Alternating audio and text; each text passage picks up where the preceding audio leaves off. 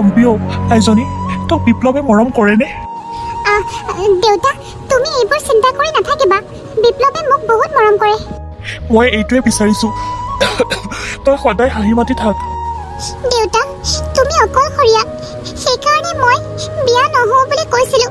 তুমিহে বেলেগৰ কথা শুনি মোক বিপ্লৱৰ লগত বিয়া দিলা। এতিয়া তুমি অকলে সকলোবোৰ কেনেকৈ কৰিবা কোৱা? মই ইয়াত থাকিবও নোৱাৰোঁ দেউতা, তাত ভণ্টিৰো অসুখ। মাজনীও তই মোক কথা এটা কচোন, তই সেইখন ঘৰত কিবা অসুবিধা পাইছ নেকি?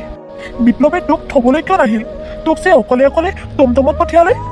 দেউতা কিয়নো তুমি এইবোৰ চিন্তা কৰিব লাগে কোৱা? বিপ্লৱ অফিচৰ কামত ছুটিয়ে পোৱা নাই, সেইকাৰণেহে নাহিলে।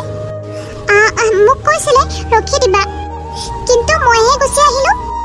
দেউতা তুমি সময়মতে ঔষধ পাতিবোৰ খাবা আৰু বেলেগ একো টেনশ্যন নল'বা। মই যাওঁ দিয়া দেউতা। যা মাজনী, নিজৰ দেহাটোলৈ চাবি। আৰু 1 মাহমানহে আছে, আৰু নাতিটো এবাৰ চাই যাব পাৰিলোঁ হয়। কি যে কথাবোৰ কৈ থাকা নহয় দেউতা তুমি, কিয়নো তুমি নাতি দেখা নাপাবা কোৱা? হ'ব দিয়া, তুমি একো টেনশ্যন নল'বা। ডক্টৰে দিয়া সকলোবোৰ ঔষধ তুমি ভালদৰে খাবা। এতিয়া মই যাওঁ দিয়া। মই ভাল পালে এপাক যাম বাৰু। ঠিক আছে। ছোৱালীজনীলৈ বেয়াই লাগে, মাকজনী থকা হয় তাইক কিবা এটা আলপৈচান ধৰিব পাৰিলে হয়। প্ৰসৱৰ সময়তো মাকজনী লগত থাকিলে জীয়েকৰ কিমান ভাল লাগে, কিন্তু মাকো নাই, তাই যে কিমান কষ্ট পাব।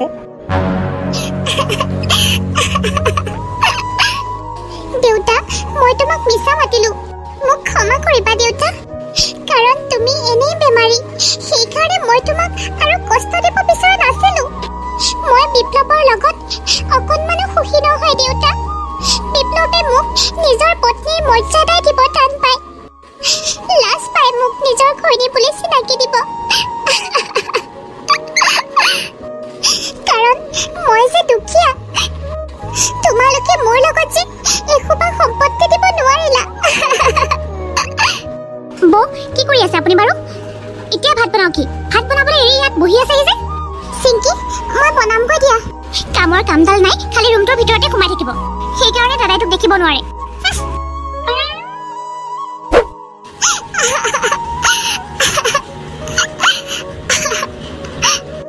অনবৰতে দেখোন কামকে কৰিয়ে থাকোঁ, তথাপি মই বেয়া।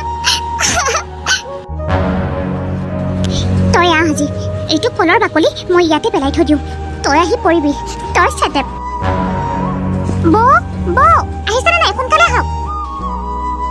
কাপোৰ কানিবোৰ সকলো ধুই দিলোঁ, ঘৰকেইটা মচিলে আৰু সাৰিলে হ'ল। আৰু মৰিলোঁ।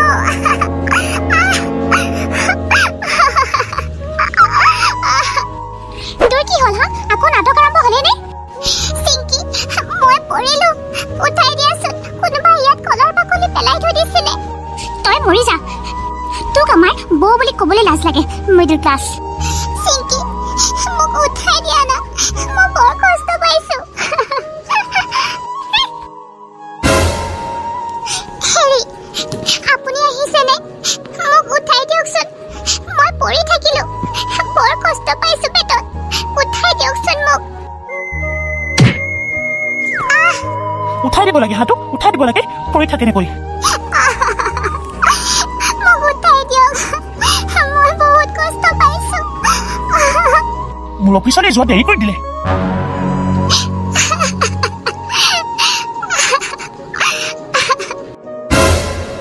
ঐ তই ইয়াত এনেকৈ পৰি আছ যে?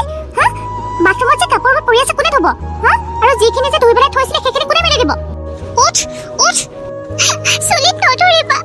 চিংকি মই বহুত কষ্ট পাইছোঁ, পেট বহুত বিষাইছে মোৰ। কাপোৰবোৰ ৰ'দত মেলি দিহি, সোনকালে সোনকালে উঠ। মাৰৰ ঘৰৰ পৰা কি আনিলি হা? তই কি আনিলি? একো আনিবই নোৱাৰিলি যেতিয়া তই এনেকৈ মৰিব লাগিব।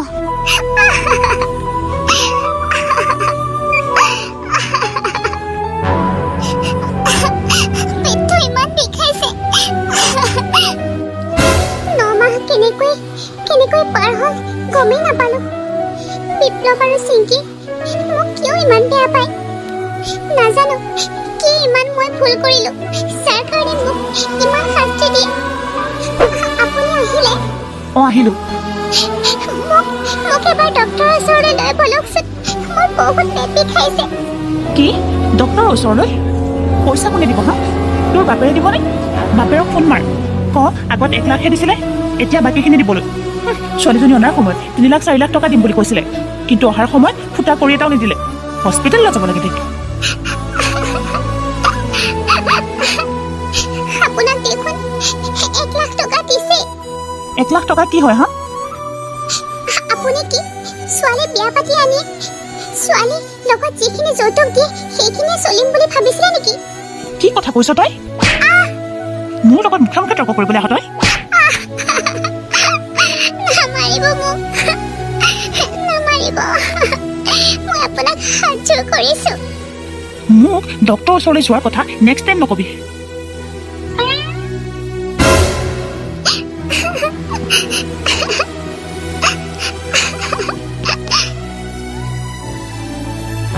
চব্জিখিনি বনাই হৈছে আৰু ৰুটি বনাবই আছে, ভাত বনাবই আছে।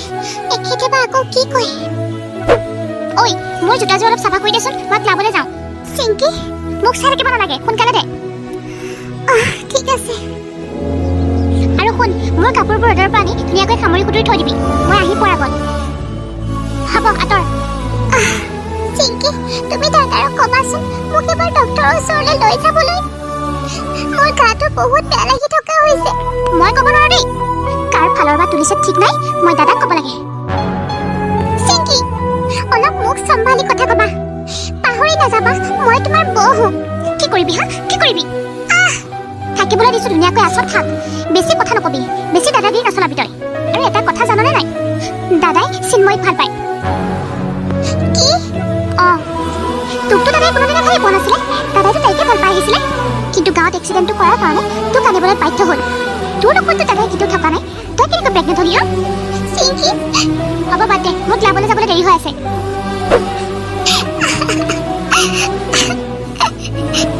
তুমি মোক ইমান ডাঙৰ ডাঙৰ কথা ক'ব পৰা হ'লা। ঐ তই চিংকিৰ লগত বোলে মুখে মুখে তৰ্ক কৰিছ?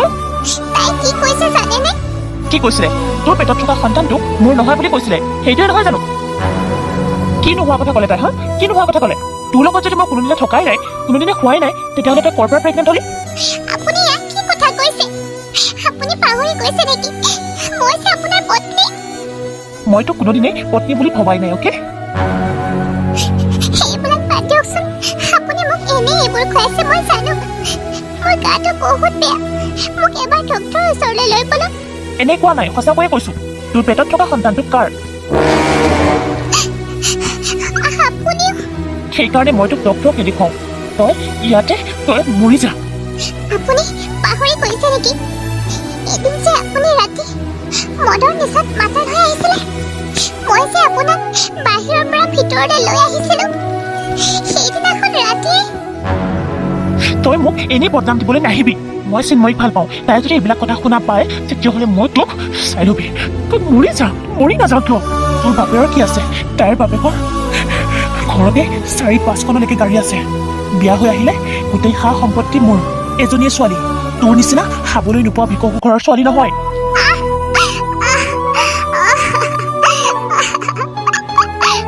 আৰু আজিৰ পৰা মোৰ ভণ্টিৰ লগত যদি কিবা তৰ্ক লাগিবলৈ চেষ্টা কৰ তেতিয়াহ'লে চাই ল'বি কিন্তু।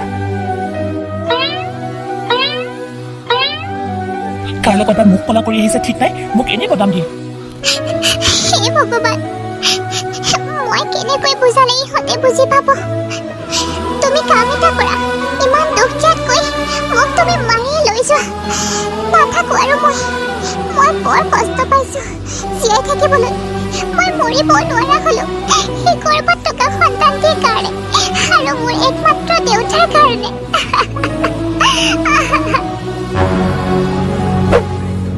মাজনী পম্পীপা কেনেকৈ আছে? আজি মোক এনেকৈ দেখা পাই তাই বৰ ভাল পাব। মোক যদি সুস্থ হোৱা দেখা পায় তাই সঁচাকৈ বহুত ভাল পাব। অ পম্পী, পম্পী, মাজনী ঘৰত আছনে? মাজনী, মাজনী ভালে আছা? আছো, মই বৌক মাতি দিছো বাৰু। আৰু ৰ'ব, এইখিনিতে ৰখক, ইয়াতে বহকচোন। মই বৌক মাতি দিছো বাৰু। ড্ৰেছা থাৰ্ড ক্লাছ। মাজনী কোৱা মতে ঘৰখন বহুত ভাল আছিলে বোলে। দেউতা, মাজনী, দেউতা, মাজনী, তই মানে মোক মিছা মাতিছিলি হা? দেউতা। নাকান্দিবি মাজনী, মই আছো নহয়। দাদা অ দাদা, অঁ ভণ্টি, খনি আৰু বাপেক আহিছে। বাপেকৰ আগত ইনা বিনাই কান্দি আছে, সোনকালে যা। কি ইমান সাহস তাইৰ? এই বুঢ়াটোৱে কি নিকটাব আহিছে? ক'ত বহিবলৈ ক'লি তই? বাহিৰত দাদা, বাহিৰতে আছে। সেইজন মানুহক মই ভিতৰলৈ সোমাবলৈ দিম নেকি? ভালে কৰিলি, মই যাওঁ ৰ। দাদাক আজি 5,000 টকা খুজিব লাগিব। মাজনী, তই মানে মোক ফাঁকি দিছিলি হা? তই কিয় ফাঁকি দিব লগা হ'ল? তইতো মোৰ ওচৰতে থকা হ'লেই হয়। দেউতা,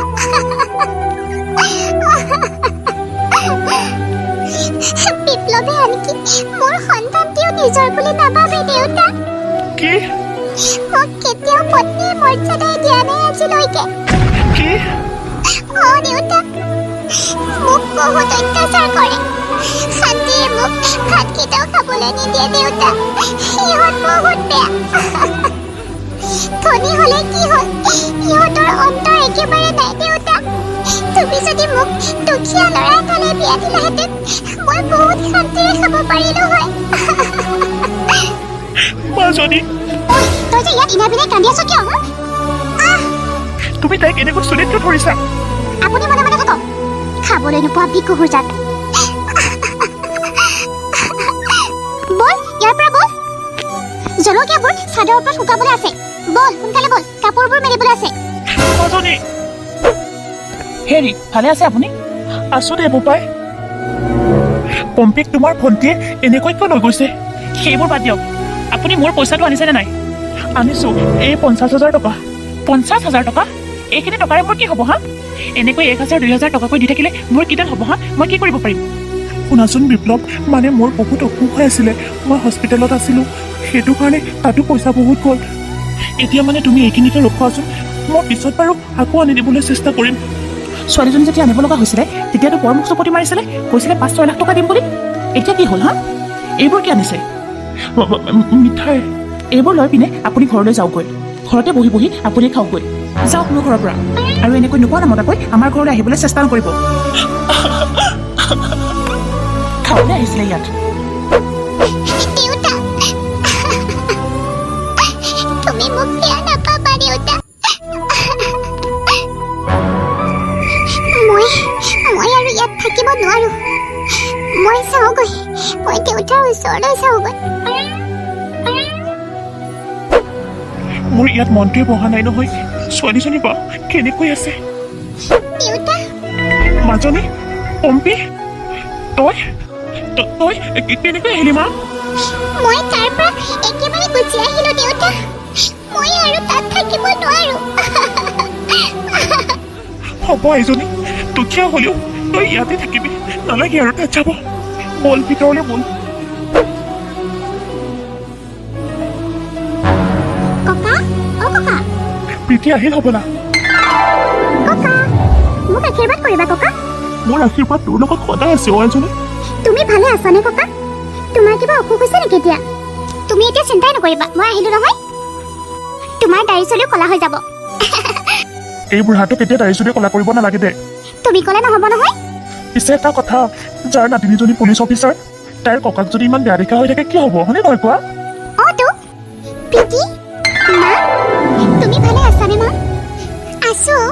তোমালোকে মোৰ কাৰণে আৰু একো কষ্ট কৰিব নালাগে। তোমালোকে আৰু ইয়াত থাকিব নালাগে। তোমালোকৰ কাৰণে মই ভাল ঘৰ এটা লৈছো। আজিৰ পৰা তোমালোকে তাতে থাকিবা। আৰু প্ৰথম দৰমহাটো মই দুখীয়া আৰু অনাথ শ্ৰেণীৰ লোকৰ মাজত ভগাই দিবলৈ বিচাৰিছো। বহুত ভাল কৰিছা প্ৰীতি। তোমাক লৈ মই গৌৰৱ কৰোঁ। মোৰ ছোৱালীজনী আজি পুলিচ অফিচাৰ হ'ল। এইবোৰ সকলো তোমাৰ আৰু ককাৰ আশীৰ্বাদৰ কাৰণে হৈছে মা। বা প্ৰীতি, মোক দেখোন একেবাৰে ডেকা কৈ দিলি। এতিয়াহে ভাল লাগিছে আমাৰ ককাক। পিছে ককা, মই ডিউটিলৈ যাওঁ দেই। ঠিক আছে যা। কমখন কষ্ট কৰিছেনে তাই? মাকেও তাইৰ কাৰণে কম কষ্ট কৰিছে? সেইখন ঘৰৰ পৰা গুচি নহা হয় আজি তাই তাতে পচি থাকিব লগা হ'ল হয়। ভগৱানে কোনো ছোৱালীকে এনেকুৱা এখন ঘৰত বোৱাৰী কৰি নিদিয়ে যাতে। মই তাকেই কামনা কৰোঁ।